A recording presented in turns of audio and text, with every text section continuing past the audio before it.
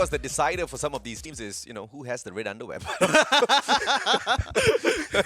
Jokes aside, though, as we hop on into Purgatory, flight path going to be cutting through Lumber Mill all the way down to Crossroads, and it looks like the whole map is wide open for all of these teams.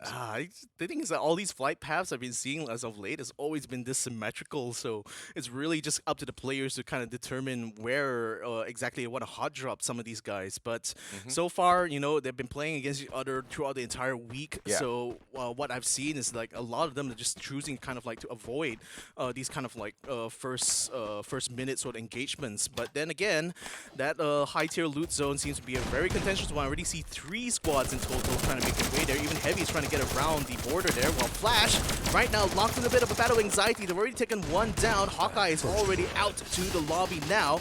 Another member of Anxiety is still around. Oh, he's been caught up. He's also been taken down. Show my from Anxiety. Next one to be sent to the lobby. So Anxiety 2 down already from the get-go. Shomai ain't showing anything today, and I absolutely hate the strategy by Anxiety. But the exact same strategy is being played by Expand as well. That is the divide and conquer strategy, which, I mean, dude, there's just way too many hungry teams out there, man. They spot you all alone, they are going to snuff you out. The one thing I guess they're taking advantage of is the revival flight that can bring their team members right back in. They've got those vending machines to purchase them back as well. But what happens if you don't get that? Then you kind of bomb out in these rounds a little bit too early. Everybody wants to go to Jakarta, but I guess not everybody is as hungry for that opportunity.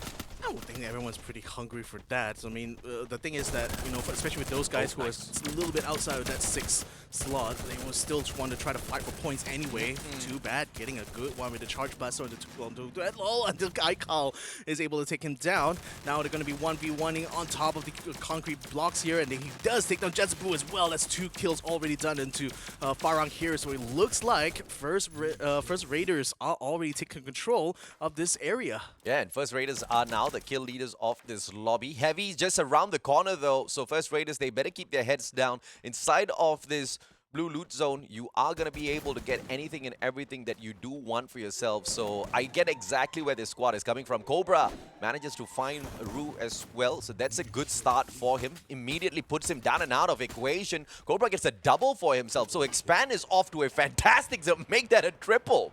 Yeah, wow, that's already happening over the other side. But in the meantime, Heavy seems to be wanting to get some attention from First Raiders here. I wonder, is this really advisable here? Because they're really outnumbered, though. They have to play this very carefully. But wow, nice one there from Lolzy, taking him down in spite of the blue wall and the bonfire. But again, Heavy is very outnumbered in this fight. I just wonder whether it was like a good idea, really, to try to poke the Hornets' nets here, especially after they just literally won the fight against Farang. I know, right? Because I guess they were just a little too caught out there. One player a little too far away from the rest of his team members. He had to take the gunfight because there was nowhere else to run. Barely had any glue walls on him. So understandable strategy.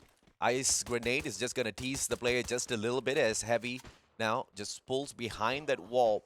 As far as Free Raiders is concerned, they are going to use a revival platform to bring their team member back. That's very gutsy, if you ask me. Well, but this is the thing. Like, if I was in Heavy's position and I knew that I was outnumbered 2 to 4, maybe they should have just camped at the revival point, because they knew that after that fight, First Raiders probably will have some casualties. They will want to have to take there. Yeah. And that would be a much better way to ambush them. But Fudai, nevertheless, he still takes a long shot anyway. So, and that's exactly why I said that was a very ballsy move. I mean, that's a very risky place to go in here for a revival, especially when there is another squad within the vicinity in itself. And when you underestimate your opponents, they are going to be able to punish you. And now Free Raiders, they were off to a great start, and Heavy's just going to bring in that heavy firepower. And as many of those eliminations you pick up at the very start, you are going to bite the dust when you underestimate the teams in here. And Heavy, they are going to continue their run towards the top of this leaderboard. Well, that's the thing. The other two, the other squad member who was earlier kind of like farming just across the river is now joined up with them. So that's already bolstered the numbers somewhat. They really want to hurt First Raiders here inside this high-tier loot zone, possibly to just take away whatever loot they manage to find at the moment. So this strategy might actually work out for them if they can take full use of this little lull right now, because the high-tier loot zone still falls within that safe zone that's coming up soon. Meanwhile, Anxiety has managed to get themselves back up to full strength, but now looks like VGM is going to be the one to gatekeep them to the next zone. V-Gaming just across the waters from Anxiety. Kanoho has been spotted out already. Long shots will tag him up. The rest of the Anxiety players, I believe, have already swam across the waters, or at the very least, in midst of swimming across. So that's going to be quite the unfortunate situation to get caught in. Because if V-Gaming continues to pressure them in this way, all you need is just another team to come across Anxiety from the other side of this body of water. But it doesn't seem to be the plan of V-Gaming. They pull away from that battle. I understand exactly why. I think two of those players barely have any glue walls on them, and Ban, who does have 7 on him, is just way too far to protect the rest. That's the thing. There's not a lot of cover on that riverbank. So if you don't have enough blue walls, it's not gonna work. And Dark Law, he almost got kicked out there, but he managed to get a time turner in time. Now Jembal is gonna try to go up against him. This is gonna be a bit of revenge actually coming in from Farang, and Dark Law, he's locked in. There's no way out of this. First Raiders, even though they won against Farang earlier on, Farang came back to serve them revenge in a dish, very, very cold. And that's exactly why you do not underestimate any teams out there, and you don't really go super crazy at the very start of the matchup in itself. And if you do start any battles, you sure as hell need to finish it off, or else this is the kind of revenge that will be executed against you. But now Farang up against Heavy. This is yet another rematch from the very start of the game. Well, the thing is that Heavy didn't actually get involved in whatever Farang and First Raiders were doing early on. They only came in after the fact, so they were kind of the third party in that particular fight. But now that the blue tier zone, the loot zone is already kind of cleared out, it's mostly going to be a fight for control here, because this next safe zone is across the river, so they need to try to tie this fight up quickly so that they can make their way to the next zone now, and it doesn't look too good, at least on the Farang side, because they've lost out a lot now. Too bad's the only person left kind of like running around. I think Jembo has also been taken out, so yeah, they kind of lost that one out. Yep, Team Flash is the welcoming party for Axis Esports as they try to make their way across the bridge here, but straight into Team Flash. They drive their cars, will be able to find a knock through a couple of shots right after. Greatly stringed combination. Neptune will be able to catch out yet another player who has the Max 7 in hand. He needs to be careful here. He cannot get a little bit too close, or else punishment is just awaiting him around that wall. Yeah, that's the thing. Like, Flash is now kind of forced to kind of haul back a little bit because they are a bit outnumbered in this fight. But nevertheless, Axis still pushing in straight into the shield. It doesn't quite work out well for them, though. They lost one now. We got another member of Axis caught out here. That's going to be 2 down already. 60 Rap is still trying to find around the building, but Shin and Bio just keeping him completely surrounded. And now he's going to come out only to get cut down by Yanbin with the shotgun. Axis Esports out at 10th place. Team Flash. They waited. They didn't really bait because it was just Axis who were trying their very best to find the next circle. And Team Flash just took it. Those were just free kill points for them. And there's no way they're going to walk away from that one. I mean, Axis literally run straight into where Flash was kind of holed up in. So this is really unfortunate for them that they couldn't really fight against them. But then again, Flash has been very impressive when it comes to these team-on-team battles. You know, so far in Phase 2, they've really like stepped up to the plate, so to speak. You know, in terms of really outplaying some of these really high-profile teams from other regions. So carrying the flag for Vietnam, very much so there for Team Flash. Well, in the meantime, in the middle of this next safe zone, things are starting to heat up a little bit. We see some squads already congregated around here. Sem9 still holding up around the border right now. They don't want to necessarily get caught up in the fight right now. They are just conserving a lot of energy. I think they're really aiming to try to be part of that final fight in the circle, because this has also been the pattern of Phase 2, where like a lot of teams will try to avoid fighting until they literally get crowded into that like the second to last, or like the final circle itself. So that kind of makes it more of like chaotic towards the end. And Sem9 kind of knows this. They know that that's going to likely happen in Phase 2 right now. So that's why they're just hanging around the outside there, taking their steps towards the build gingerly, just waiting for the other teams to take themselves out first, and then only come in when, you know, they're still like at full stack, full strength, and the other team is likely still having to kind of lick their wounds. Yeah, if you notice, that's mostly the strategy of some of these top flight teams. Even Flash, they didn't go hunting. They just waited. They were delivered Axis on a silver platter, which they more than happily took for themselves. But apart from that, all of these big top flight teams are not going to take a very risky maneuver in some of these initial rounds. Unless, of course, they've got points to waste, then you will see them popping off a little bit earlier.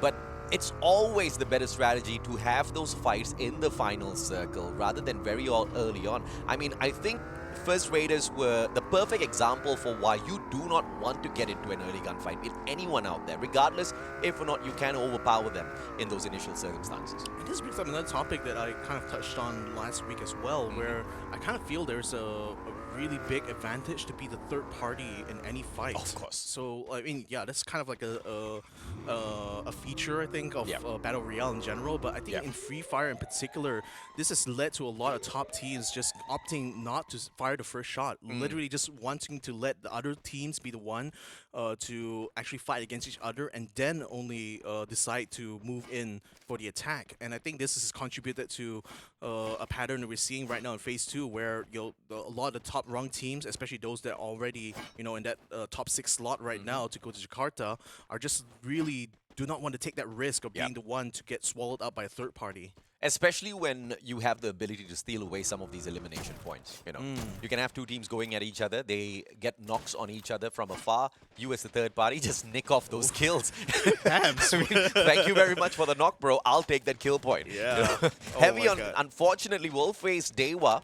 Long shots will make quick work of Dai, but he's not the only one who is in trouble. The rest of the heavy squad, I believe, are gonna get stuck outside of the circle if they do not start moving on. And they were just playing a little bit too long outside of the circle as well, but we now down on the ground. Heavy will be able to return fire, expand off screen, getting into a battle with the one and only Farang as well, but Dewa getting the better end of this stick. Heavy is stuck in a really tight corner as well as Dewa, and that's not a really good place to be in. Yeah, in the meantime, you're still talking about Expand versus Farang. There's also a three-way battle forming up between Sem9, Flash, as well as VGM. It seems like Flash and VGM collided with each other, and Sem9, hearing the gunshots, decided to join in on this party here. And boy, it's the bloodbath of a party right now, because Sem9 is already 2 down, and they're looking not so good right now, my friend. Sem9 obviously leading the leaderboard at the moment.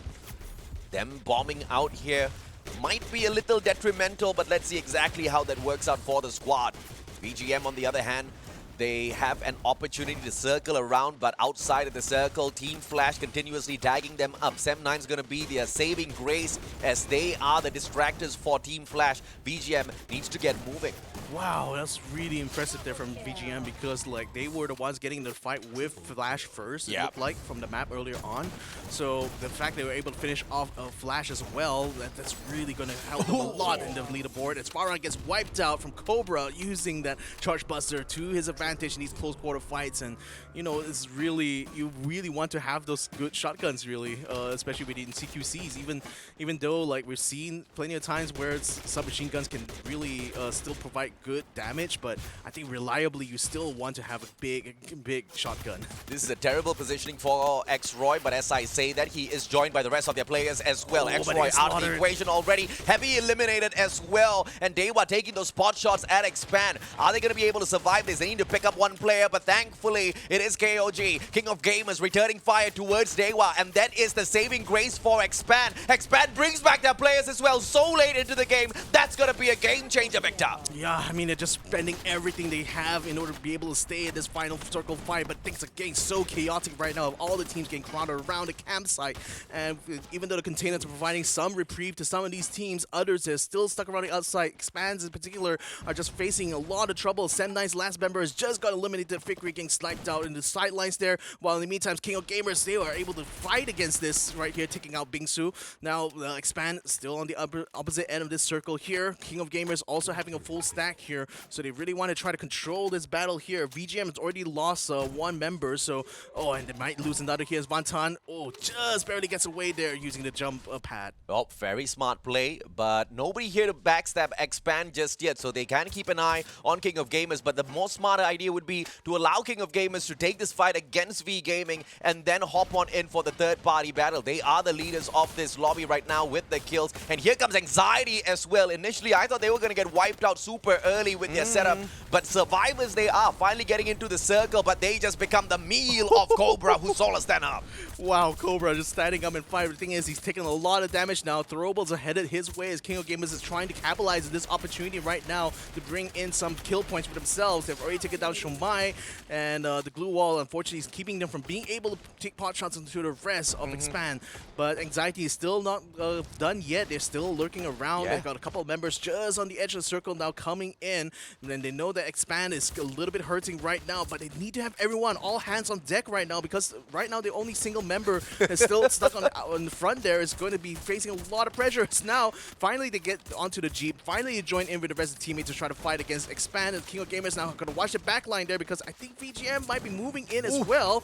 And, they managed to find the Axel just as he was trying to open up a flank there. Now Expand trying to hold back against Anxiety here, who is trying to swarm their position. Blue wall's already coming out for both ends here, and it looks like Cobra is having a hands full right now trying to keep the rest of Anxiety at bay, but the one shot from the window is going to take him down. Yeah, Axel down once again, and all Expand has been doing is just reviving player after player, but now they've run out of time already. Too fast with the double barrel in hand. Quickly secures those kill points before getting taken out. That's just genius play from them. But King of Gamers on the way to the top, and they have to go up against V Gaming. Anxiety out in the third place as well. With 3 players left on the side of V Gaming, this is going to get much more harder as King of Gamers now. All they need to do is just wait for them to step on out and take those shots, Victor.